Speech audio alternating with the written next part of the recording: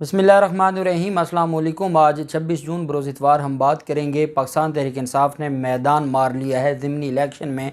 पाकिस्तान तहरीक इंसाफ को और पाकिस्तान तहरीक इंसाफ के मुकाबले में सारी पीडीएम थी और पीडीएम के हमायत याफ्ता उम्मीदवार को तारीखी शिकस्त हुई है। बड़ी अहम तफसीलात हैं जो मैं आपके साथ शेयर करने जा रहा हूँ और साथ हम मवाजना भी करेंगे कि आज दो सूबों में इलेक्शन हुआ है। एक सूबे में एक ज़िमनी इलेक्शन हुआ है और दूसरे सूबे में बल्दियाती इलेक्शन हुआ है और हालात आपके सामने हैं कि कहाँ पे रूल ऑफ़ लॉ है, कहाँ पे हालात बेहतर हैं, कहाँ पे जो इंतज़ामिया है वो सारे मामलात को लोगों की जान की और माल की हिफाजत में कामयाब हो गई है और कहाँ नाकाम हो गई है। आपको पता चल जाएगा अगर पाकिस्तान पीपल्स पार्टी ये कहे कि हमारे 1000 या 900 जो उम्मीदवार हैं वो बग़ैर जो है बिला मुकाबला मुंतखब हो गए। ये कोई कमाल नहीं है। कमाल ये है कि आपने जब वहाँ पर इलेक्शन करवाया है तो आपने फ्री एंड फेयर इलेक्शन के लिए क्या इंतज़ामात किए हैं और आपने सब लोगों के लिए क्या इक्वल उनको आपने मौका फ़राहम किया है कि वो अपना इलेक्शन लड़ें।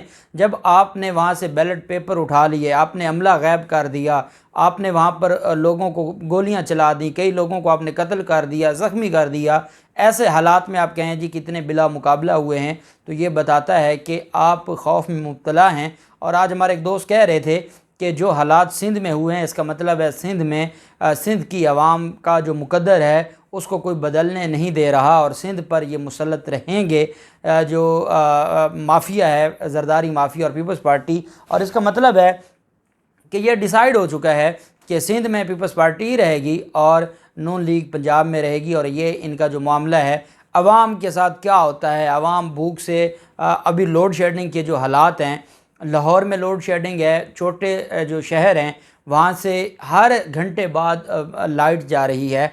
इतवार का आज दिन है, पूरे लाहौर में इन्होंने ऐसे लॉकडाउन लगा दिया है जैसे कोरोना के दिनों में भी इमरान खान ने नहीं लगाया था। इन्होंने जो किराना स्टोर हैं वो बंद कर दिए हैं, जो सुपर स्टोर्स हैं वो बंद कर दिए हैं। लोगों को जिन्होंने घर का सौदा सर्फ लेना है वो नहीं उनको मिल रहा कि ये इन्होंने बंद किया है जी, बिजली बचानी है। इस तरह आपने बिजली बचा के कौन सा कौम के ऊपर एहसान करना है। लोड शेडिंग तो वैसी है लोगों के ऊपर। मरियम नवाज़ जब बारिशों के दिन थे तो ट्वीट करती थी कि मुझे बताएं कि कहाँ कहाँ लोड शेडिंग हो रही है और कहाँ नहीं हो रही। अब पूछें ना आवाम से, पूछें आप बक्कर के इलाके से, पूछें आप मियाँ वाली के इलाके से, पूछें आप डेरा गाजी खान के लोगों से, वो आपको बताएंगे कि लोड शेडिंग 12 घंटे लोड शेडिंग हो रही है। वहाँ पर 1 घंटा बिजली होती है और 1 घंटा नहीं होती।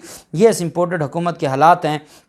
बहरहाल जो आज मामला था। अच्छा, एक और चीज़ आपको नज़र आ रही है कि एमक्यूएम की तरफ से, क्योंकि एमक्यूएम बहुत जलील हो गई है और एमक्यूएम की तरफ से जो आज प्रेस कॉन्फ्रेंस भी की गई है वो बार बार जरदारी साहब का नाम तो ले रहे थे लेकिन जरदारी साहब ने उनके हाथ बांध के जितना उनको जलील करवा दिया है, अपने वोटर्स के सामने बेइज्जत करवा दिया है, इसकी भी कोई मिसाल नहीं मिलती। और यही वजह है कि अब ये खौफ में मुब्तला हैं और इन्होंने आज रात भी एक वर्कर्स कन्वेंशन बुलाया हुआ है, जनरल कौंसिल का इजलास है। इनके लोग इनसे सवाल पूछ रहे हैं कि आप किस खाते में पड़ गए हैं, आपके तो लोग आपको छोड़ के जा रहे हैं क्योंकि आपने इस महंगाई, बिजली के जो हालात हैं, कराची के अंदर के इलेक्ट्रिक ने जो तबाही मचाई है, बिजली जितनी महंगी होती जा रही है, पानी का वहाँ पर मसला है। पहले तो आप पीपल्स पार्टी के ख़िलाफ़ बोल सकते थे, अब तो आप इत्तेहादी हो गए हैं तो आप तो अपोजिशन भी नहीं कर पा रहे और लोग तो आपको किक आउट कर देंगे कराची में से। आपकी तो जो हालत है वो दिन ब दिन ख़राब होती जा रही है। दूसरा ये है कि इनके ऐसे हाथ अगलों ने बांधे हैं कि ये बोल भी नहीं सकते, ये गिला भी नहीं कर सकते, ये जरदारी साहब कहकर बात कर रहे हैं। इसकी वजह यह है कि ये ब्लैक मेलर्स थे और ये जिनके इशारों पर काम करते थे उन्होंने इनके हाथ बांधे हुए हैं और अब ये कहीं आ जा नहीं सकते। ये कोई जरदारी पर एहसान नहीं कर रहे, ये कोई शहबाज शरीफ पर एहसान नहीं कर रहे, इनके अपने मफादात और इनकी अपनी जो इनको डायरेक्शन है उसके मुताबिक काम कर रहे हैं। लेकिन एक चीज़ आप देखें चीफ़ इलेक्शन कमिश्नर की, ये जो एतराज़ात थे पाकिस्तान तहरीक इंसाफ लगा रही है, ये एतराज़ात कि ज़िमनी इलेक्शन जो पंजाब में होने जा रहा है और उसमें आप जानते हैं कि शाह महमूद कुरैशी की तरफ से भी इसके ऊपर बात की गई थी और शाह महमूद कुरैशी तो बात करके ही फंस गए, उल्टा उनके ख़िलाफ़ रिपोर्ट जमा करवा दी कि इसमें शाह महमूद कुरैशी और पीटीआई के लोग मुलव्वस हैं। दूसरी तरफ आपने देखा कि जब एमक्यूएम ने कहा कि हल्का बंदियों के हवाले से सवालात उठाए और कल आप जानते हैं कि सिंध हाई कोर्ट ने सारा जो बल्दियाती इलेक्शन रुकवाने के हवाले से सारी दरख्वास्तें खारिज कर दी और आज इलेक्शन हो गए और इलेक्शन होने के बाद जो सुप्रीम कोर्ट जाने का कहा था, क्योंकि अभी सिर्फ 14 अजला में हुए हैं, बाकी जो शहरी इलाके हैं वहाँ पर होने हैं, कराची में, हैदराबाद में। तो फ़रोग नसीम साहब ने कहा कि हम सुप्रीम कोर्ट ऑफ पाकिस्तान जा रहे हैं। अब ये ऐलान हुआ, हल्का बंदियों के हवाले से उन्होंने अपनी ऑब्जर्वेशंस रखी।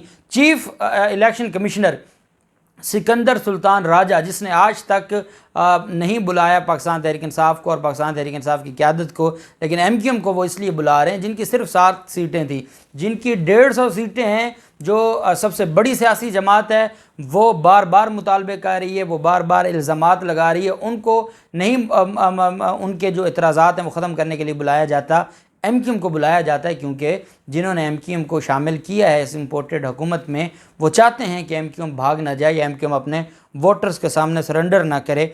चीफ इलेक्शन कमिश्नर ने एमक्यूएम पाकिस्तान के वफद को बल्दियाती इंतखाबात, वोटर फहरिस्तें और हल्का बंदियों पर मौजूद तहफ़्फ़ुज़ात दूर करने के लिए मुलाकात की दावत दी है।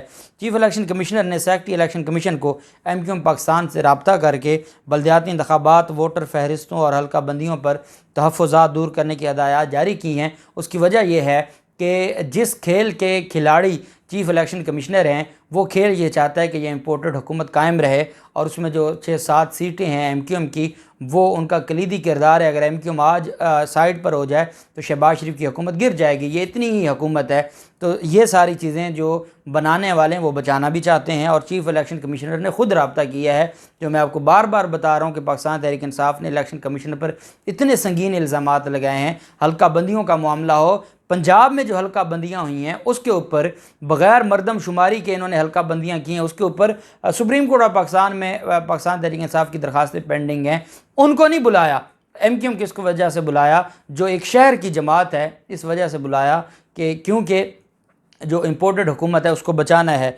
सिंध में जारी बल्दियात के हवाले से अपने तहफ़्फ़ुज़ात पर बात करते हुए एमक्यूएम पाकिस्तान के रहनुमा फ़रोग नसीम ने मौक़िफ़ अख्तियार किया था कि सिंध में सुप्रीम कोर्ट के फ़ैसले पर अमल नहीं हो रहा और कहीं कम तो कहीं ज़्यादा आबादियों पर हल्के बनाए गए हैं। फ़रोग नसीम ने अपने बयान में इलेक्शन कमीशन के किरदार के हवाले से भी बात की थी। उनका कहना था कि इलेक्शन कमीशन का इस मामले पर ख़िलाफ़ जाना समझ से बालातर है, और साबिक़ वफाकी वज़ीर ने कहा था शायद चीफ इलेक्शन कमिश्नर तक ये मामला सही तौर पर नहीं पहुंचाया गया, और जैसे ही चीफ इलेक्शन कमिश्नर तक वो मामला पहुंचा है, चीफ इलेक्शन कमिश्नर ने कहा है जी जैसा आप चाहेंगे हम वैसा करने को तैयार हैं, बस आप इस सारे मामले पर जो है वो आप इम्पोर्टेड हुकूमत को ना छोड़ें, शहबाज शरीफ को नहीं छोड़ के जाना। लेकिन प्रेशर बहुत ज़्यादा है, और आज 9:30 बजे रात को जनरल कौंसिल का इजलास भी है एमक्यूएम का, और वर्कर्स एमक्यूएम के साथ जो मामलात हैं वो उसको देखेंगे। और हम उम्मीद करते हैं कि अगर एमक्यूएम अपनी सियासी साख जो पहले ही तबाह हो चुकी है, अगर उसको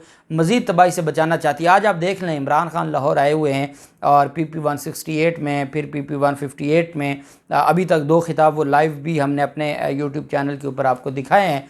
तो अभी तीसरा खिताब भी होगा, वो भी हम लाइव दिखाएँगे।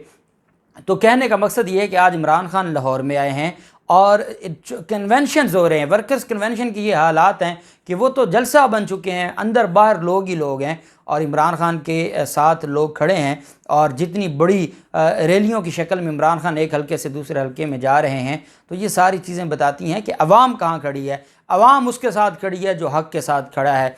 अगर कोई इस इम्पोर्टेड हुकूमत को बचाने वाला, इस इम्पोर्टेड हुकूमत का कोई हिस्सा है, तो वो ये समझ ले कि अवाम उसको अपने आप से अलग कर लेगी, क्योंकि अवाम बहुत ज़्यादा तंग आ चुकी है सारे मामले से।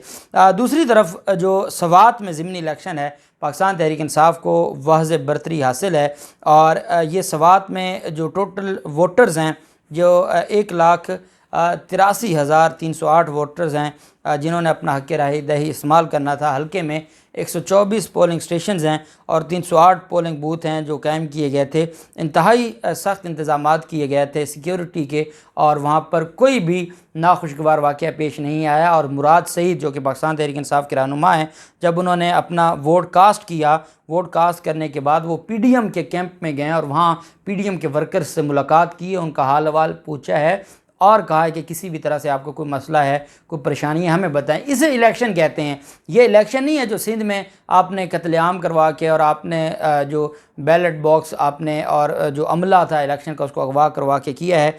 अब जो सूरत हाल है सिंध जो वहाँ पर सवात के ज़िमनी इलेक्शन में, वो बड़ी क्लियर है। और स्वात के जो ज़िमनी इलेक्शन है वहाँ पर चीज़ें इस वजह से भी क्लियर होती जा रही हैं कि पाकिस्तान तहरीक इंसाफ को वहाँ पर बरतरी हासिल है। पाकिस्तान तहरीक इंसाफ के जो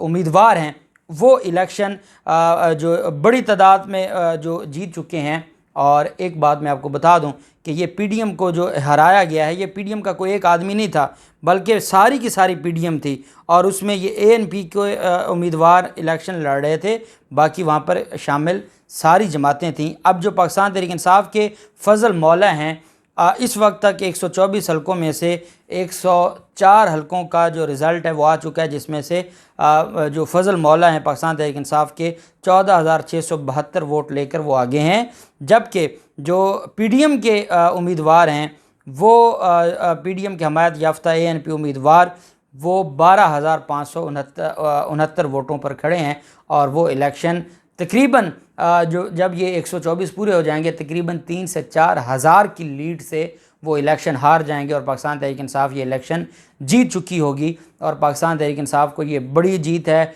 पीडीएम एक जमात, ये इन्होंने सब ने मिल के इलेक्शन लड़ा और उसमें जो बड़े बड़े मजहबी लोग भी थे जो इनका साथ दे रहे थे, लेकिन बुरी तरह पीडीएम पिट गई है। पीडीएम को बुरी तरह, और किसी ने वहाँ पर धांधली का इल्ज़ाम नहीं लगाया, पीडीएम के लोगों ने धांधली का इल्ज़ाम नहीं लगाया।